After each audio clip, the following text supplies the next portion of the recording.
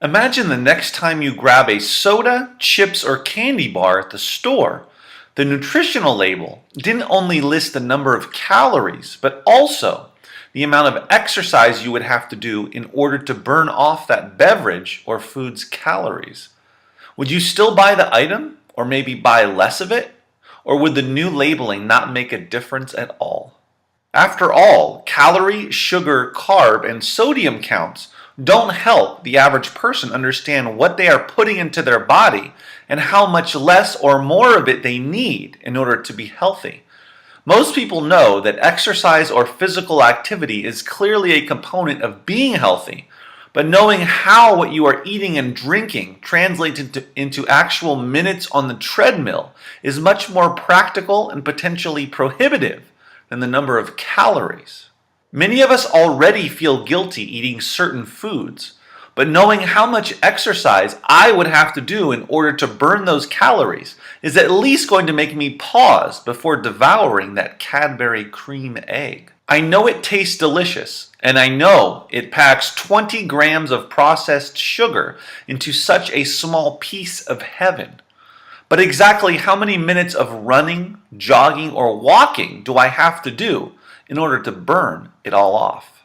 Johns Hopkins Bloomberg School of Public Health Associate Professor Sarah Bleich has been researching this interesting physical activity nutrition labeling concept for the past few years and has come away sold on the idea.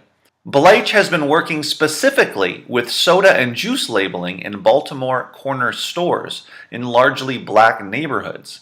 She has put up signs near these beverages that state, "Did you know that working off a bottle of soda or fruit juice takes about 50 minutes of running?"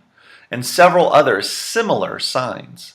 Not surprisingly, the results have shown that not only do people buy less soda and juice, or at least downsize to smaller sized bottles, but they also continued along the path once the signs were taken down. The fact that many, if not most of the people, many of whom are kids, who eat the most processed and junk food calories, are the least educated in general and about health, and more prone to chronic diseases, should be a big enough motivator to implement this new type of exercise labeling. Not all calories are equal, therefore having labeling that gets to the heart of the matter, i.e. not gaining more fat, staying healthy, etc., makes more sense than simply listing the calorie count. In an ideal world, sugary drinks, candy, chips, and of course fast food would not be consumed at nearly the rate it currently is. But instead of taking the huge billion-dollar junk food industry head on, why not sneak in through the back door and swap out the current labeling for the more effective physical activity labeling?